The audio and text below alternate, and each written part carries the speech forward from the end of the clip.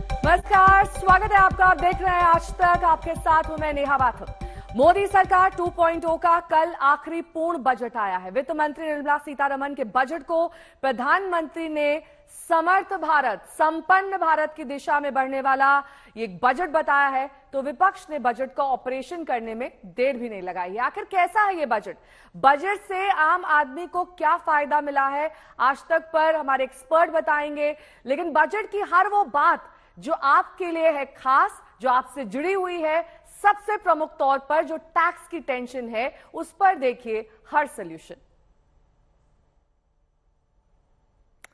तो सबसे पहले I have 5 major announcements to make in this regard.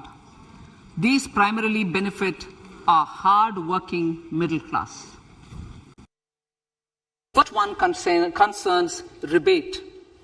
Currently, those with income up to 5 lakh do not pay any tax, do not pay any income tax in both old and new regimes. I propose to increase the rebate limit to 7 lakhs in the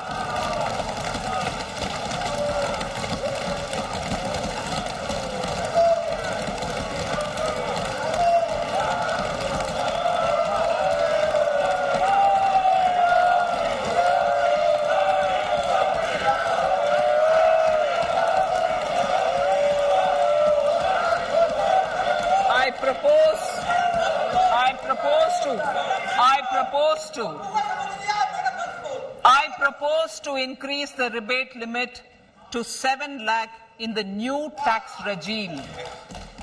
Thus, persons in the new tax regime with income up to 7 lakhs will not have to pay any tax at all.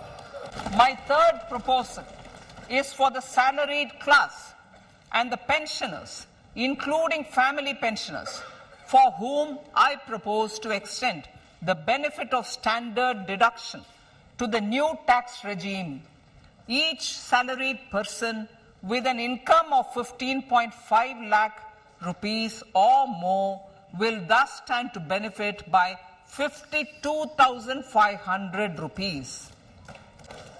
The second proposal relates to middle class individuals. I had introduced in the year 2020 the new personal income tax regime with 6 income slabs starting from 2.5 lakh. I propose to change the tax structure in this regime by reducing the number of slabs to 5 and increasing the tax exemption limit to 3 lakhs. The new tax rates are 0 to 3 lakh, nil. 3 to 6 lakhs, 5%. 6 to 9 lakhs, 10%. 9 to 12 lakh, 15%. 12 to 15 lakhs, 20%. And above 15 lakhs, 30%. This will provide major relief to all taxpayers in the new regime. An individual with an annual income of 9 lakhs will be required to pay only 45,000 rupees. This is only 5% of his or her income. It is a reduction of 25% on what he or she is required to pay now. तो 2014 से लेकर अब तक के budget में tax रजीम में कोई बदलाव नहीं किया गया था, लेकिन आज के अखबार की सुर्खियों के साथ साथ हर व्यक्ति की जुबान पर यही बात है कि आखिरकार ये नई टैक्स रजीम है क्या, किस तरीके से ये इनके लिए फायदेमंद है, क्या पुरानी टैक्स स्लैब के हिसाब से उन्हें टैक्स अपना भरना चाहिए या फिर नई रजीम के हिसाब से। ये जानने के लिए हमारे साथ एक्सपर्ट मौजूद है। बहुत बहुत स्वागत है सर आपका। लेकिन सबसे पहले आपसे यही जानना चाहेंगे, जो कल बड़ी घोषणाएं वित्त मंत्री की ओर से की गई हैं, उसमें 6 से घटकर अब ये टैक्स स्लैब्स 5 कर दिए गए हैं। प्रमुख तौर पर हम दिखा रहे हैं कि पुरानी व्यवस्था क्या थी, जिसमें 5 लाख की आमदनी पर कोई टैक्स नहीं था, अब ये बढ़ाकर 7 लाख कर दिया गया है। अब हम अगली स्लाइड की ओर जाएंगे और ये समझेंगे कि कैसे अगर आपकी इनकम 7 लाख से ज्यादा है तब आपको कितना टैक्स देना होगा, तब किस तरीके से आपका टैक्स स्ट्रक्चर बदल जाएगा, हमारे एक्सपर्ट हमें बताएंगे। देखिए, कल जब बजट आया तो मोस्ट अनएक्सपेक्टेड ये जो रेजिम की बातें हुई, ये एक्सपेक्ट हम लोग नहीं कर रहे थे। अब इसमें जो बदलाव हुआ, पुरानी टैक्स रेजिम और नई टैक्स रेजिम, दो नए रेजिम हमारे पास है। नई टैक्स रेजिम पहले भी थी, उसमें 5 लाख तक हमें छूट मिलती थी, टैक्स रिबेट मिलता था, टैक्स देने की जरूरत नहीं होती थी। लेकिन नया अभी जो प्रपोज किया गया, चेंज किया गया, इसमें 87A जो सेक्शन है जिसमें 5 लाख तक की पहले थी, उसको 7 लाख कर दिया गया है। अगर हम देखें, कंपैरिजन करें न्यू टैक्स रेजिम और ओल्ड टैक्स रेजिम में, तो अगर कोई भी इन्वेस्टमेंट अगर करदाता नहीं करता है तो न्यू टैक्स रेजिम में फायदा ही फायदा है। 1,12,500 रुपया मैक्सिमम फायदा, जो 50 लाख की इनकम टैक्स रिटर्न अपनी भरते हैं उनको फायदा होने वाला है। तो वो उन लोगों को ओल्ड टैक्स रेजिम ऑप्ट नहीं करना चाहिए किसी भी हालत में। लेकिन अगर 2 लाख रुपए का कोई इन्वेस्टमेंट करता है, 2 लाख रुपए का इन्वेस्टमेंट करता है, तो टैक्स कैलकुलेशन होएगा, कंपैरिजन हम लोग करेंगे ओल्ड टैक्स रेजिम में, न्यू टैक्स रेजिम में। फिर भी इस न्यू टैक्स रेजिम में फायदा ही फायदा है। इसमें मैक्सिमम 52,500 रुपए का फायदा अगर 50 लाख की इनकम है तो उनको हो रहा है। लेकिन अगर 4 लाख रुपए का इन्वेस्टमेंट कोई करता है तो 4 लाख रुपए का इन्वेस्टमेंट में इसमें ओल्ड टैक्स रेजिम में ज्यादा फायदा है। यहां पर जाके फर्क हो जाता है। तो इन्वेस्टमेंट के हिसाब से जो है कैलकुलेशन करना होगा कि किसको कितना टैक्स बन रहा है और अकॉर्डिंगली जो है टैक्स जमा कराना होगा और रेजिम ऑप्ट करना होगा। मेरा एक सवाल ये है कि जो पुरानी टैक्स स्ट्रक्चर है उसमें 50,000 का स्टैंडर्ड डिडक्शन मौजूद है। क्या सरकार नई व्यवस्था से ये चाहती थी कि वो जो स्टैंडर्ड डिडक्शन के तमाम जो डॉक्यूमेंट्स होते हैं, जिस तरीके के उसमें प्रोसीजर्स होते हैं, उससे कहीं ना कहीं छुटकारा मिल जाए? क्योंकि कई बार रेंट रिसीट्स को लेकर वो जो आप अटैचमेंट्स लगाते हैं, कई बार फर्जी होते हैं लोगों की ओर से। देखिए, ये सरकार की मंशा रही है कि exemption free and deduction free tax structure बनाया जाए, वो चाहे कॉर्पोरेट सेक्टर में हो चाहे इंडिविजुअल सेक्टर में हो। तो इसी सिलसिले में ये न्यू टैक्स रेजिम जो है ये लागू किया गया। न्यू टैक्स रेजिम में कोई डिडक्शन आपको नहीं मिलेगा, कोई एग्जम्पशन नहीं मिलेगा। और जहां तक स्टैंडर्ड डिडक्शन की बात है, वो उन्होंने 15,50,000 से ज्यादा अगर आपकी इनकम होती है तो उसमें आपको 52,500 रुपए का स्टैंडर्ड डिडक्शन भी मिलेगा। सर, अब हम इस अगर पूरे ग्राफिक्स को देखें तो आप नए टैक्स व्यवस्था में ये टैक्स स्लैब्स अगर हमारे दर्शकों को समझा दें। हमारे साथ एक और एक्सपर्ट जुड़ गए हैं, इन्हीं से जान लेते हैं। वे जैन साहब, ये बताइए कि ये जो नया टैक्स स्ट्रक्चर है ये कल काफी थोड़ा सा कॉम्प्लिकेटेड दिखाई दिया। हालांकि वित्त मंत्री ने कहा कि ये सरलीकरण के लिए किया गया है, लेकिन कितना सरल है? देखिए, ये तो मानना पड़ेगा कि ये सरल है। अगर आप इसको सिंपल भाषा में समझना चाहें, 3 लाख रुपए तक आपको कोई टैक्स देना नहीं है, 3 से 6 पे 5% देना है, 6 से 9 पे आपको 10 देना है, 9 से 12 पे 15, 12 से 15 पे 20 और 20 के बाद 30 है। तो सिंपल। कॉम्प्लेक्सिटी इसलिए लगती है कि हम पुराने वाले से कंपेयर करने की हमेशा कोशिश करते हैं। टैक्स पेयर चाहता है कि मेरा टैक्स मिनिमम हो, तो वो चाहता है कि अगर मेरी 2 आज की डेट में टैक्स स्लैब है तो वो उस स्लैब को उठा लूं जिसमें इंपॉर्टेंट है। और क्योंकि पुराने स्लैब में 2.5 से 5 लाख तक 5%, 5 से 10 लाख तक 20% और 10 लाख के बाद 30% लगता है, तो एक दुविधा रहती है। लेकिन मैं अगर सिंपल भाषा में अगर समझाना चाहूं कि एक व्यक्ति को क्या करना चाहिए, देखिए, जिसकी इनकम 7 लाख रुपए है उसको तो कोई चिंता की बात नहीं, वो तो नया स्लैब में जाए, 7 लाख रुपए पे टैक्स जीरो। जो सैलरीड एम्प्लॉइज है उसकी इनकम 7,50,000 तक है, उसको कुछ नहीं करना क्योंकि 50,000 की स्टैंडर्ड डिडक्शन मिलेगी। आपने पूछा था उसके लिए कुछ बहुत सारे पेपर वगैरह करने पड़ते हैं, लेकिन सैलरीड एम्प्लॉय को 50,000 के लिए कोई कुछ नहीं करना। इफ ही सैलरी की इनकम है तो 50,000 की ऑटोमेटिकली एग्जम्पशन आएगी, तो 7,50,000 तक कुछ नहीं करना। अब शुरू होता है 7,50,000 से मैं कहां पर जाऊं, तो उसमें 3 चीजें महत्वपूर्ण है। अगर आपने कोई निवेश किया हुआ एटीसी में जो 1,50,000 की छूट मिलती है, आपने कोई हाउसिंग लोन लिया जिसमें 2 लाख रुपए की छूट मिलती है इंटरेस्ट की, या कोई आपने मेडिक्लेम 50,000 रुपए एटीडी में जो एग्जेम्पशन मिलती है वो लिया है, तब दुविधा शुरू होती है कि मैं इधर जाऊं या उधर जाऊं। ये एक समस्या आ जाती है। लेकिन मेरा मानना है कि हमने जो कैलकुलेशन की है, अगर किसी व्यक्ति की 15 लाख रुपए की इनकम है तो नई प्रणाली में उसके ऊपर 1,50,000 रुपए का टैक्स आ रहा है। ठीक है सर, एक बार अगर आप ये ग्राफिक समझा सकें। हाँ, मैं बता रहा हूँ। देखिए, अब ये देखिए और नई टैक्स व्यवस्था में कितनी बचत हो रही है अगर कोई निवेश नहीं किया है। हाँ, ये निवेश नहीं किया तो आप एक बार सर स्क्रीन तक चले जाएं और एक बार वहां पर बताएं कि कैसे बचत हो रही है अब नई टैक्स और पुरानी टैक्स व्यवस्था। देखिए, ये जो 7 लाख रुपए की इनकम है, अगर आप पुराने स्लैब में हैं तो आपके ऊपर 5 लाख रुपए तक 5% लगा तो 12,500 लगा, और 5 से 7 लाख पे 20% लगा तो 52,500 रुपए हो गया। मैं यहां पहले बता दूं, जब हम ये कह रहे हैं जो जीरो कह रहे हैं, इसका बड़ा ध्यान रखने की जरूरत है। ये जो जीरो होगा तभी जीरो होगा जब इनकम आपकी 7 लाख से नीचे रहेगी। जैसे ही आपकी इनकम 7 लाख से ऊपर निकल जाती है तो टैक्स रेट 3 लाख से शुरू हो जाएगा नए रजीम में, और पुराने रजीम में 2.5 लाख से शुरू हो जाएगा। तो ये बड़ी ध्यान रखने की जरूरत है कि ये हम कह रहे हैं 7 लाख की इनकम एग्जम्प्ट है, ये इनकम तभी एग्जम्प्ट है जब आपकी इनकम 7 लाख या उससे नीचे है। अगर 7,10,000 आपकी इनकम हो गई तो आपके ऊपर वो स्लैब लगकर आएगा, और 7,10,000 रुपए के ऊपर आज की डेट में अगर जो नई व्यवस्था में यहां नहीं है तो नई व्यवस्था में जो हम 45 यहां कह रहे हैं तो ये जो टैक्स है ये 26,000 रुपए हो जाएगा यहां पे।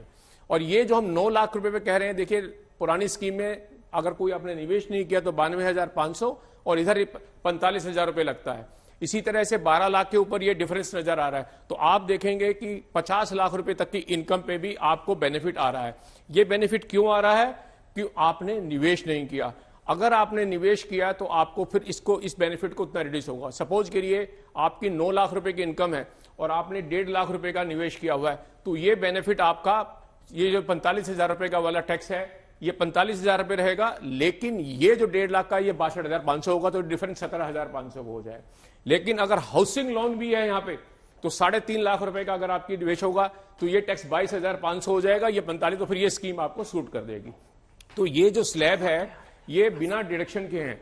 एक बात और जो ध्यान में रखने वाली है कि सैलरीड एम्प्लॉइज को ईयर टू ईयर कैलकुलेशन करने की ऑप्शन मिल गई है। यानी कि आप जब अपनी रिटर्न भरने लगे, नक्शा भरने लगे, उस समय आप कैलकुलेशन कर लीजिए कि आपको इधर जाना है या उधर जाना है। जो आपको ज्यादा फायदेमंद लगे आप उसको ले लीजिए। लेकिन जिसकी इनकम बिजनेस की है उसको यह ऑप्शन नहीं होगा, उसको एक बार ऑप्शन मिलेगा कि वो इस स्कीम में जाए या उस स्कीम में। ये तो देखिए नई स्कीम तो अब मैंडेटरी हो गई है, डिफॉल्ट कहते हैं जिसे, कि हर एक के ऊपर ये लागू लगेगी। अगर इससे बच के जाना चाहता है तो उसको एक ऑप्शन एक्सरसाइज करना है, जो रिटर्न भरने से पहले एक फॉर्म अपलोड करना पड़ेगा कि साहब मैं इस स्कीम को नई टैक्स वाली स्कीम में लेके जाना चाहता हूं, और नई वाली पुरानी वाली स्कीम में ले जाना चाहता हूं। नई तो ऑटोमेटिकली लगेगी, और उसके ऊपर अगर उससे बाहर जाना है तो एक बार आपको छूट मिलेगी लेटर ऑन लाइफ के अंदर। तो मेरा ऐसा मानना है, जो सवाल है कि इसमें जो टोटल आप देख रहे हैं, सो अगर अच्छी बात जो है वो ये है कि अब निवेश का ऑप्शन आपके पास हो गया। पहले तो क्या था, आपको 1.5 लाख रुपए की इन्वेस्टमेंट करनी है तो आप या तो पीपीएफ में कीजिए, पीएफ में कीजिए, या लाइफ इंश्योरेंस प्रीमियम में दीजिए। वो आपको करने की अब चॉइस नहीं है, आपको चॉइस है कहीं भी कर लीजिए, क्योंकि टैक्स तो रिबेट तो आपको लेना नहीं है, तो इसमें आपको एक ओवरऑल बेनिफिट नजर आ रहा है। तो आप ये देखेंगे कि 50 लाख रुपए वाले इनकम वाले को भी 1,12,500 का है। ये एक मैक्सिमम एडवांटेज है जो 15 लाख से शुरू होकर वो चलता है, और वहीं से एडवांटेज है। यहां भी देखिए आपको 15 लाख वाली इनकम को भी 1,12,500 का डिफरेंस नजर आ रहा है, 20 लाख वाले को भी 1,12,500 का डिफरेंस नजर आ रहा है, और 50 लाख वाले को भी 1,12,500 का है। तो हर स्लैब में 15 लाख के ऊपर निकलने के बाद 1,12,500 का नई स्कीम में डिफरेंस है। आपको निवेश करने की कोई जरूरत नहीं है। तो एक चीज तो साफ हो गई यहां पर कि आपके लिए बाय डिफॉल्ट नई स्कीम लागू हो जाएगी अगर आप 7 लाख रुपए या फिर उससे ज्यादा कमाते हैं। ठीक कहा मैंने? केडिया जी, आपसे ये सवाल, बहुत लोग कल ये जानना चाहते थे कि अगर उन्हें इंक्रीमेंट मिलता है, इंक्रीमेंट के बाद उनकी तनख्वाह 7 लाख से ऊपर हो जाती है, उस सूरत में उन्हें टैक्स ज्यादा भरना पड़ेगा और इंक्रीमेंट की जो रकम होगी वो कम होगी। ऐसे में तो इनके लिए घाटे का सौदा है। नहीं, देखिए इंक्रीमेंट अगर होता है तो ये उनके फेवरेबल चीज है। अगर इनकम ज्यादा होगी तो टैक्स भी देना पड़ेगा। आपने जो बताया ये एकदम सही बताया। नहीं, लेकिन दोनों प्रोपोर्शनेट नहीं है सर। इंक्रीमेंट कम हुआ है और टैक्स उसको ज्यादा देना पड़ेगा। As a good citizen of India tax तो उनको देना पड़ेगा। तो लेकिन आप दायरे में, मैं इसको एक एग्जांपल से समझा देता हूं। आपने बिल्कुल ठीक कहा, अगर मेरी 7 लाख रुपए की इनकम है तो कोई टैक्स नहीं है। अब इंक्रीमेंट लग के मेरी इनकम 7,25,000 रुपए हो जाए, 2,000 रुपए महीने की इंक्रीमेंट लगे, 7,25 हो गई, तो आपको पता कि टैक्स कितना होगा? उसके ऊपर आपका टैक्स आएगा 27,500 रुपए। तो आप ये कहेंगे मेरी इंक्रीमेंट तो 25,000 लगी, टैक्स आ गया 27,500। इसी तरह से अगर इंक्रीमेंट 7 से 7,10,000 होती है तो आपके ऊपर 10,000 के इंक्रीमेंट 26,000। तो ये एक ट्रांजिशनल फेज है जो 7,28,000 पे जाके पूरा हो जाता है। आपकी 7 लाख और 7,28,000 के बीच में जो इनकम आएगी वो सारी की सारी टैक्स में जाएगी। केडिया जी, अब आप एक बार स्क्रीन पर जाइए, क्योंकि अगर 80C और 80D में 2 लाख निवेश किया है, उस सूरत में पुरानी टैक्स व्यवस्था और नई में क्या फर्क है? देखिए, अगर आपने 2 लाख रुपया इन्वेस्टमेंट किया है और अगर हम कैलकुलेशन करते हैं तो पुरानी टैक्स रेजिम में जितना टैक्स बनता है और न्यू टैक्स रेजिम में जितना टैक्स बनता है, तो न्यू टैक्स रेजिम में आपको फायदा ही फायदा है। 52,500 रुपये का आपको न्यू टैक्स रेजिम में आपको सेविंग हो रही है। यही कैलकुलेशन में भी दिखाई दे रहा है, लेकिन एक एक करके स्लैब्स और आमदनी के हिसाब से बताइए। नहीं, देखिए, अगर आप 50 लाख अगर आपकी इनकम है और 2 लाख रुपया का इन्वेस्टमेंट जिसमें किया गया है, तो आपका टैक्स बन रहा है 12,52,500 रुपया। और न्यू टैक्स रेजिम में हम लोग कैलकुलेशन करते हैं, चूंकि इसमें इन्वेस्टमेंट का बेनिफिट नहीं मिलता, इसमें 12 लाख रुपया टैक्स बन रहा है। तो अगर हम दोनों में कंपैरिजन करें, न्यू टैक्स रेजिम में कम टैक्स है, ओल्ड रेजिम में ज्यादा टैक्स है, तो फिर भी आपको 52,500 रुपये का इन्वेस्टमेंट का फायदा मिल रहा है अगर 2 लाख रुपया आपने इन्वेस्टमेंट किया है। ये सिचुएशन नहीं रहती है अगर हम 4 लाख रुपया इन्वेस्टमेंट कर देते हैं, तो सिचुएशन अदरवाइज हो जाती है। नेक्स्ट स्लाइड में मेरे ख्याल से 4 लाख का है। नहीं, पहले हम 3 लाख, 5 लाख, 7 लाख की बात कर लें। इसमें पुरानी और नई टैक्स व्यवस्था में सेम बचत है 2 लाख इन्वेस्टमेंट जी। और 9 लाख पर भी 9 लाख, 12 लाख, 15 लाख और 20 लाख की अगर बात कर लें, तो उसमें भी 12, 15 और 20 लाख में इन 3 व्यवस्थाओं में 15, 20 और 50 लाख में 52,500 रुपए बच रहे हैं और 12 लाख में 22,500 रुपए बच रहे हैं, 9 लाख पर 7,500 रुपए बच रहे हैं अगर आप 2 लाख का निवेश करते हैं उस सूरत में। क्योंकि हम अलग अलग इसलिए आमदनी दिखा रहे हैं सर, क्योंकि हर वर्ग का आदमी है। 50 लाख वाले तो हिंदुस्तान में बहुत कम है, लेकिन 3 लाख से लेकर 12 लाख तक वाले लोग बहुत ज्यादा हैं। और अब ये कहा जा रहा है कि लगभग 90% ऐसे लोग हैं जो अब टैक्स के दायरे में आएंगे, जिन्हें टैक्स चुकाना पड़ेगा। देखिए, ये तो थोड़ा सा आंकड़ा मुझे ठीक आपको शायद चेक करना पड़ेगा, क्योंकि आज की डेट में जो स्टैटिस्टिक्स अवेलेबल हैं, 7.5 करोड़ टैक्स पेयर में से लगभग 4 करोड़ टैक्स पेयर ऐसे हैं जो लगभग टैक्स नहीं देते, वो रिटर्न जरूर भरते हैं, जिनकी इनकम 2.5 लाख रुपए से ऊपर है। अब आपने जैसे कहा कि अगर किसी व्यक्ति की इनकम 7 लाख रुपए है तो नई व्यवस्था में टैक्स 0, और पुरानी व्यवस्था में 7 लाख की इनकम और 2 लाख रुपए का निवेश करते तो 0। अब जब जैसे ही वो ऊपर जाता है, 9 लाख की इनकम हो जाएगी, तो उसके पास कोई ऑप्शन नहीं होगा, नई टैक्स में जाना पड़ेगा अगर 2 लाख रुपए का निवेश करता है, क्योंकि उसको 7,500 का टैक्स का बेनिफिट आता है। अगर 12 लाख रुपए की स्लैब में जाता है तो उसकी नई स्लैब में 90,000 और 1,12,000, तो ये 7,500, 22,500, 52,500 ये लगेगा। अब आपका सवाल है कि कितने टैक्स पेयर हैं, तो ये मान के चलिए अब 7 लाख वाले लोग सभी नई व्यवस्था में पक्का जाएंगे, निवेश करें या नहीं करें आपकी टैक्स फ्री है। सैलरीड एम्प्लॉय के लिए 7,50,000 है, ये भी मान के चलना, क्योंकि स्टैंडर्ड डिडक्शन अलग से मिलेगी। स्टैंडर्ड डिडक्शन सर 15,50,000 से ज्यादा की इनकम जब हो जाएगी तब 52,500 का दिया गया है। तो अब हम अगली व्यवस्था की ओर चलते हैं जैन साहब। 80C और 80D के तहत निवेश भी है, प्लस 4 लाख का फायदा होम लोन पर जो दिया जाता है, उसमें किस तरीके से पुरानी टैक्स व्यवस्था और नई टैक्स व्यवस्था में बचत होगी, वो एक्सप्लेन कर दीजिए। देखिए क्या है, 4 लाख रुपए में 80C 1,50,000 रुपए, 80D 50,000 रुपए, होम लोन के 2 लाख रुपए, तो आपने ये 4 लाख रुपए का निवेश कर दिया, आपकी जो इनकम हो गई। अब 3, 5, 7 वाले की तो परिस्थिति वही की वही है जो पहले थी, क्योंकि पहले भी टैक्स नहीं देना बनता था, 2 लाख पे भी, 4 लाख पे भी देना नहीं बनेगा। अब आ गया 9 लाख वाला जो आदमी। अब 9 लाख वाले के ऊपर पुरानी टैक्स व्यवस्था में 9 लाख की इनकम है और 4 लाख की आपकी सेविंग है, तो 5 लाख रुपए हो गए, 5 लाख पे 0 टैक्स हो गया। लेकिन जो नई टैक्स व्यवस्था है उसके 9 लाख के ऊपर, क्योंकि वो 7 लाख की एग्जेम्पशन मिलेगी नहीं, यहां उसे 45,000 रुपए का नुकसान हो जाएगा। तो ये व्यक्ति जो है, ये टैक्स पेयर है, ये ऑब्वियसली वो पुरानी व्यवस्था में जाएगा। अगर उसने 4 लाख का निवेश किया हुआ, उसके लिए ऑप्शन नहीं अवेलेबल होगा। इसी तरह से जो 12 लाख रुपए की इनकम है उस व्यक्ति के लिए भी, क्योंकि पुरानी टैक्स में 12 लाख के ऊपर मैं 4 लाख घटा दूं तो 8 लाख रुपए की इनकम आएगी। 2.5 लाख से 3 लाख पे 5 लाख पे 5%, 12,500, और 5 लाख से 10 लाख पे 8 लाख के ऊपर 60,000, 72,500, और नए में 90,000 बनता है, तो यहां 17,500 रुपए का उसे नुकसान हो रहा है। तो अगर 4 लाख का उसने निवेश किया तो उसके पास भी पुरानी टैक्स व्यवस्था में उसे जाना पड़ेगा। अगर मैं जाता हूं 15 लाख वाले में, उसके पास भी अब ये उसके बाद बेनिफिट क्या है कि 1,42,500 का टैक्स बनता है और यहां बनता है 1,50,000 का, तो उसको 7,500 रुपए का एडवांटेज आएगा। तो जो 4 लाख रुपए का निवेश करते हैं, ये तीनों एग्जेम्पशन क्लेम करते हैं, इसके अंदर मिलती है 80C, 80D और AGI। इसमें एक और बात बता दूं मैं, एक 80CCD में एक और 50,000 रुपए की एग्जेम्पशन अवेलेबल होती है, 80CC ड्यू। तो ये 4 लाख की जगह 4,50,000 भी हो सकता है। अगर ऐसा होता है 4,50,000 तो ये डिफरेंस और बढ़ जाएगा 50,000। तो आप ये कह रहे हैं कि जो होम लोन लेते हैं उनके लिए पुरानी रेजिम बेटर है? मैं ये कह रहा हूं पुरानी रेजिम बेटर है, लेकिन क्या है कि आपको, लेकिन सर इससे तो होम लोन लेने वालों के लिए पूरा प्रोत्साहन ही खत्म हो गया एक तरीके से। कम लोग होम लोन लेंगे, ज्यादा जो मतलब बूस्ट देना था उस सेक्टर को, वो कहीं ना कहीं इसमें फेड आउट होता हुआ दिखाई दे रहा है। देखिए ये तो एक लार्जर क्वेश्चन है। मेरा ये मानना है कि ये जो 80C और होम लोन की स्कीम है 80D की है, ये एक सोशल सिक्योरिटी मेजर्स हैं। जब आप PF में कंट्रीब्यूट करते हैं, लाइफ इंश्योरेंस लेते हैं, प्रीमियम पे करते हैं, या आप उसके अंदर कोई निवेश करके रखते हैं, तो वो आप अपनी फ्यूचर की रिटायरमेंट के बेनिफिट देखते हैं। और वो एक सोशल सिक्योरिटी क्रिएट हो जाती है जब आप हेल्थ अच्छी है, आपकी एज अच्छी है, आपकी इनकम आ रही है, उसके बाद आपकी इनकम खत्म होगी। 80D आपका एक मेडिकल के लिए है, कल को कोविड हुआ, ये हुआ तो खर्चे कहां से आएंगे, वो भी एक आपकी सोशल सिक्योरिटी है।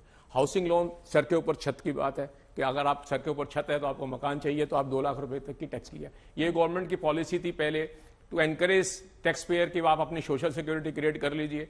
सरकार 140 करोड़ देश की जनता में सबकी सोशल सिक्योरिटी क्रिएट नहीं करती। टैक्स पेयर को एक ऑप्शन दिया था, आप आज टैक्स दे रहे हैं, कल आपकी परिस्थिति बदल जाती है तो आप अपनी सोशल सिक्योरिटी। एक क्लोजिंग रिमार्क में केडिया जी और आपसे भी लूंगी कि क्या ये जो नई टैक्स व्यवस्था है ये जरूरी था क्योंकि लंबे वक्त से मांग की जा रही थी, उसके लिहाज से ये किया गया है, या फिर पुरानी टैक्स व्यवस्था अभी भी कुछ लोगों के लिए फायदेमंद है? नहीं, देखिए, इन्वेस्टमेंट की अगर हम बात करें, जो 4 लाख रुपया इन्वेस्टमेंट की हमने कंपैरिजन चार्ट जो अभी देखा, तो उनके लिए पुरानी टैक्स व्यवस्था फायदेमंद है। लेकिन सरकार की मंशा ये रही है कि exemption free and deduction free economy की तरफ जाना है, टैक्स स्ट्रक्चर की तरफ जाना है। कॉर्पोरेट सेक्टर में भी सरकार ने यही किया है, 15% टैक्सेशन जो लगाया है तो उसमें एग्जम्पशन एंड डिडक्शन खत्म कर दिए हैं। उसी तरीके से इस स्कीम को सक्सेसफुल बनाने के लिए, क्योंकि पिछली बार जब रिटर्न फाइल हुई थी, टोटल 7 करोड़ 50 लाख रिटर्न में केवल 5 लाख लोगों ने न्यू स्कीम ऑप्ट करी थी, केवल 5 लाख लोगों ने। ये स्कीम सुपर फ्लॉप हो गई थी। इसमें चूंकि जो व्यवस्था है उस व्यवस्था को आगे बढ़ाने के लिए सरकार ने इसमें एक बम्पर बोनांजा दे दिया और उस तरीके से ये स्कीम जो आगे आने वाले समय में सक्सेसफुल होने वाली है। लेकिन इसमें और स्कीम को अभी भी कंटिन्यू रखा गया है, लेकिन आने वाले 2-3 साल में उसको डिसकंटिन्यू कर दिया जाएगा। जैन साहब, क्या छूट का दायरा बढ़ाने से सेविंग्स की ओर लोग जाएंगे, कंजम्पशन और बेटर होगा, लोग और ज्यादा पैसा खर्च करेंगे? इसी लिहाज से, इसी को ध्यान में रख के ये लाया गया है? मेरे हिसाब से यही लगता है कि आप ये देखिए कि अगर जो व्यक्ति 4 लाख रुपए का निवेश करता है और उसकी टैक्स में सिर्फ ये बेनिफिट भी आ रहा है, तो अगर वो टैक्स का निवेश छोड़ देगा और ये टैक्स एक्स्ट्रा भी पड़ेगा तो 3,60,000 रुपए उसके हाथ में एक्स्ट्रा आते हैं। तो नेचुरली वो परचेजिंग पावर उसके हाथ में बढ़ती जा रही है। तो सरकार का आइडिया यही है कि हर टैक्स पेयर को एक ऑप्शन दे दीजिए कि वो निवेश करना चाहता है या नहीं करना चाहता। अगर वो चाहता है कि नहीं, मेरी जरूरतें हैं, मैं खर्चा करूंगा, तो उससे इकोनॉमी भी चलेगी, डिमांड क्रिएट होगी, और आइडिया यह है कि लोगों के हाथ में लिक्विड कैश ज्यादा मिले और ज्यादा खर्चा करें और इकोनॉमी चले। उससे बेसिक एजेंडा सरकार का यही लगता है बेसिक। ठीक है, आप दोनों एक्सपर्ट्स का बहुत बहुत शुक्रिया। उम्मीद करते हैं कि बेहद सरल और स्पष्ट तरीके से आप समझ पाए होंगे कि कैसे नई टैक्स रेजिम आपके लिए फायदेमंद है और किस तरीके से ये जो स्लैब स्ट्रक्चर में बदलाव किए गए हैं, ये दरअसल इकोनॉमी में किस तरीके से कंजम्पशन बढ़े, सेविंग्स लोग और ज्यादा करें, ताकि लोगों के हाथ में जो पैसा है वो अर्थव्यवस्था को और बेहतर बना सके। इस खास पेशकश में बस इतना ही। देश और दुनिया की तमाम खबरों के लिए देखते रहिए आज तक।